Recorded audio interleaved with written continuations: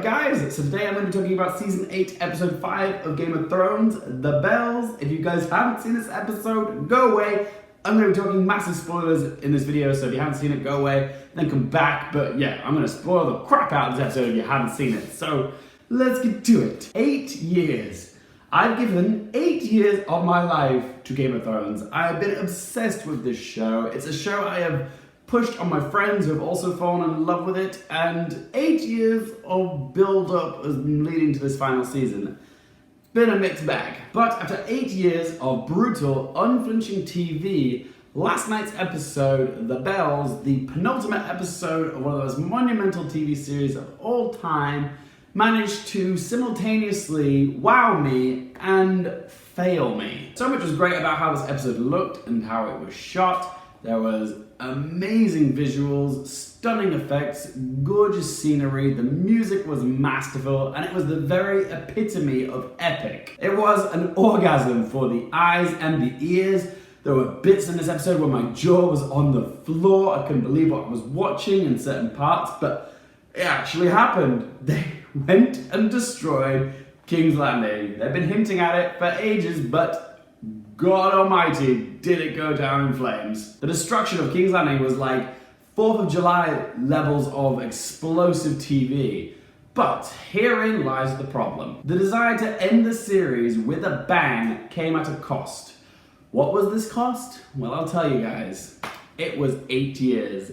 8 years of meaningful, slow build character development around some of the most beloved characters in this series.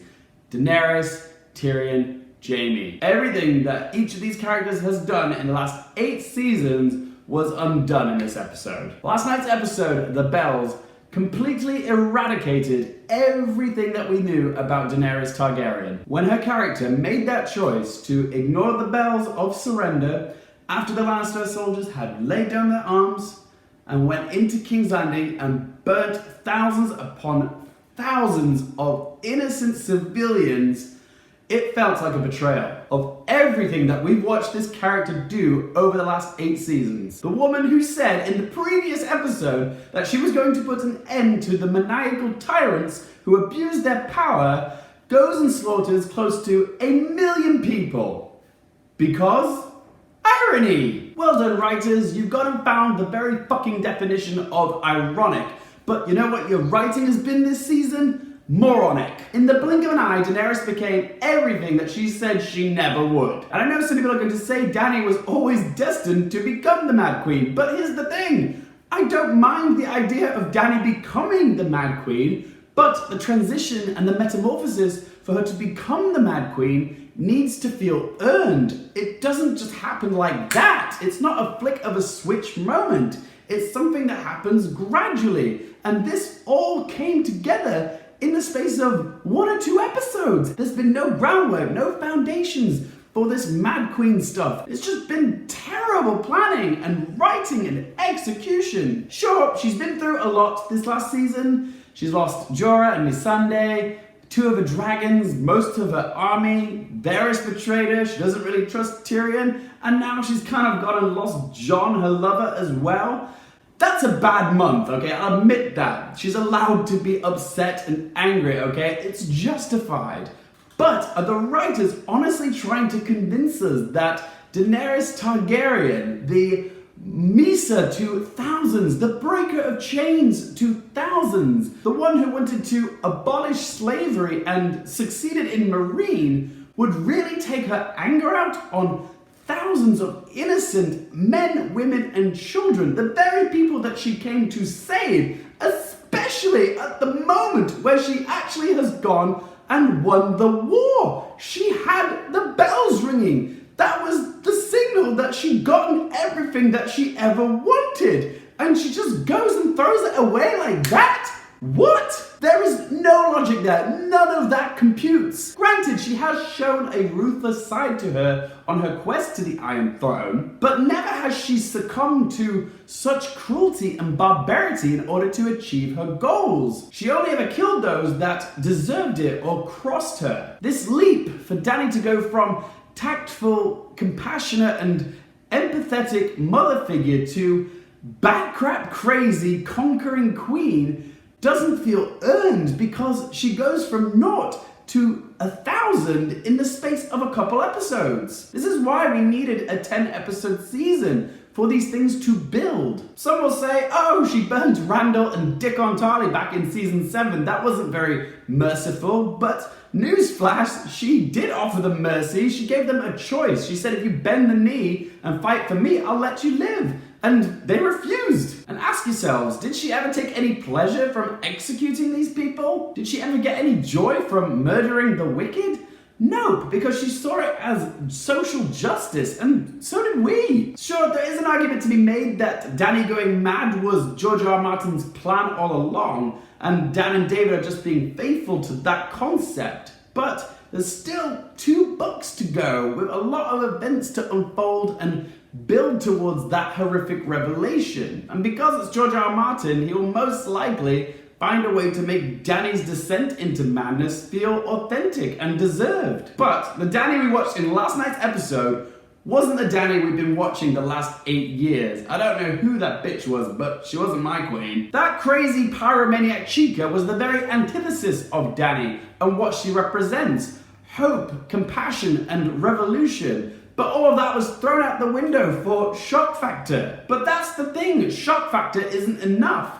If you want a twist to be effective, then it needs to make sense. It needs to align with that character and the past choices that they made. It needs to be believable. It needs to be truthful to who they are as a character.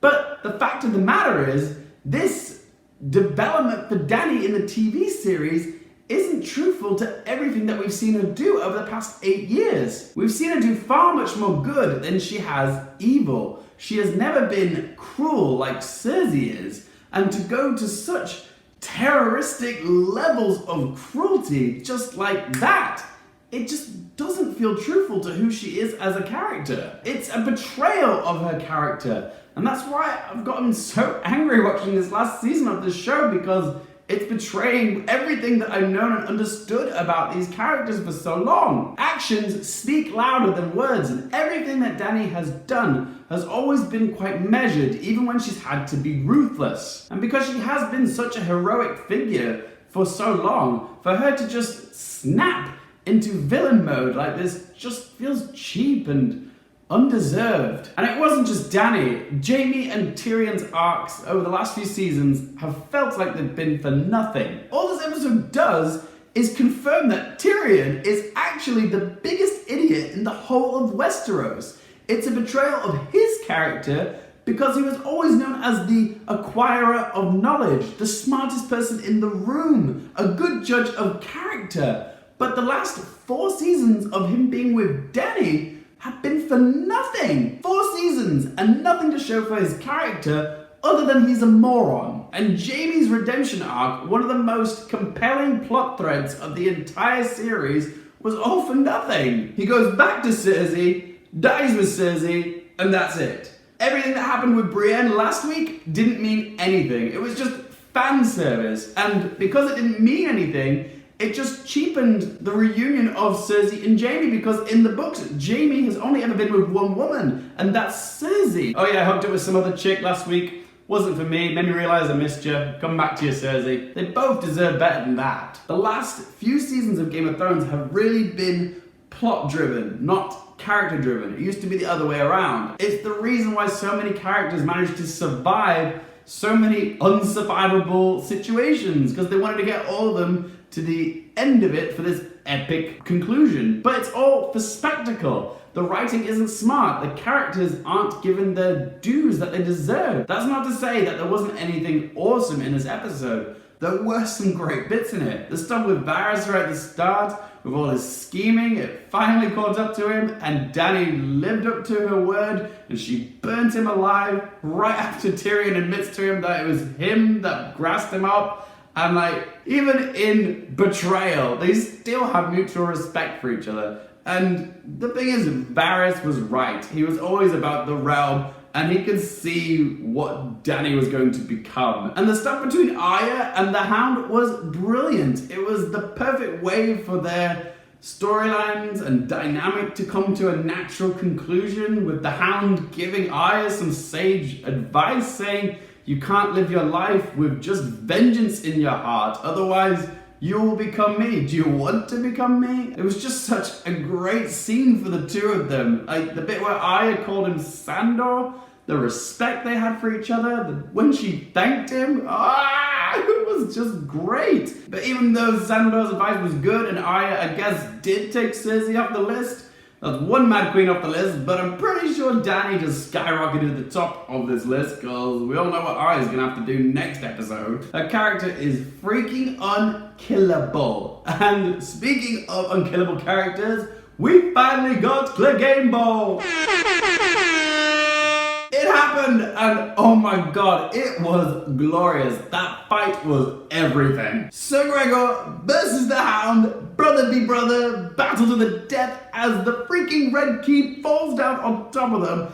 It really had it all, and it was fan service, but it was more than that. It was a fitting conclusion to these two brothers that have both been in it since the start. Oh, it was so worth the wait. What will kill you? A sword through the torso doesn't work. A dagger in the head won't work. Heck, the ceiling fell down on top of the mountain and it didn't even scratch him. God. Fell from the tower together into the fiery depths, and yeah, it was like biblical.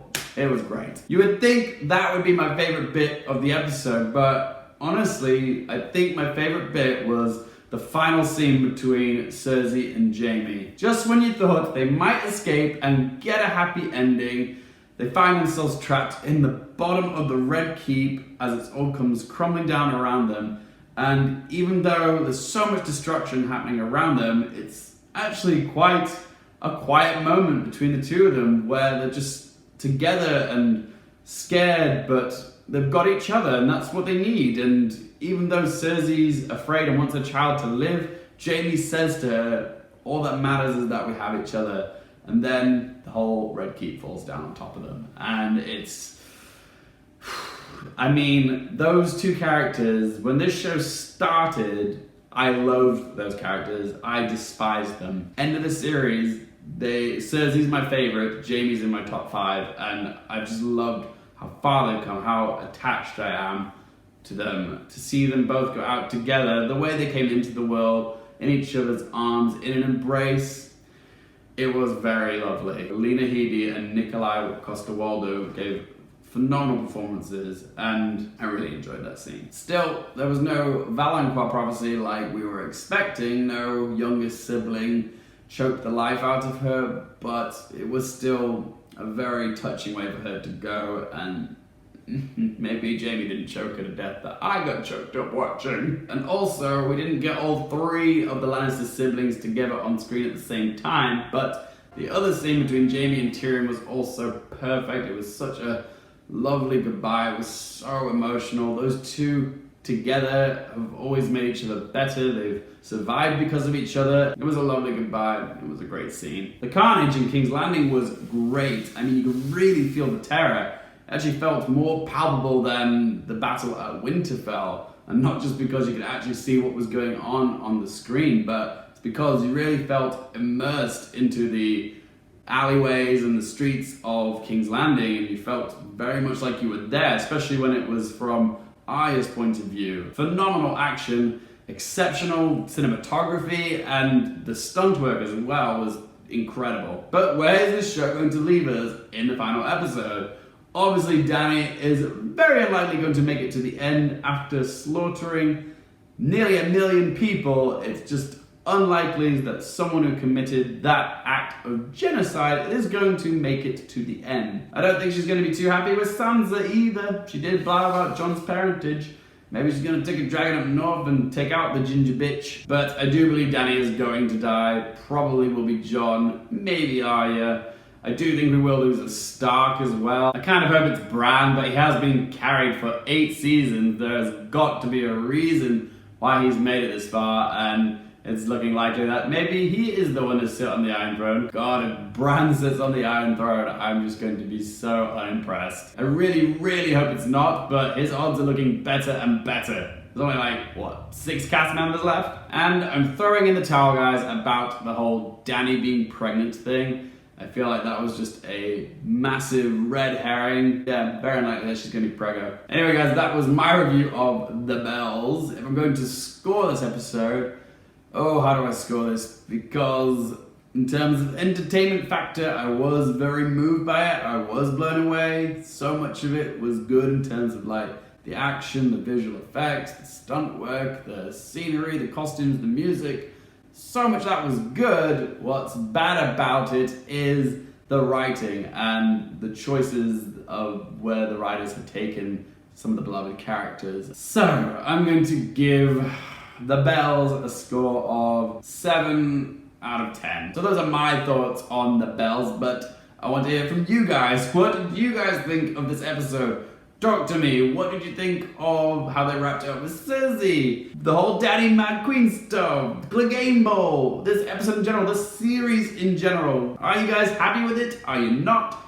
I do want to hear from you guys. Whatever you think, sure, let me know in that comment section down below. If you guys like my content, want to help us out, please don't forget to hit the thumbs up button. And if you haven't already, click subscribe. And if you want to follow us on Twitter or Instagram, be up to date on all my upcoming releases, all that information is in that video description down below. Thanks so much for watching, guys. For more things related to movies, TV, and popcorn culture, I'm Luke Airfield, and I'll see you guys next time.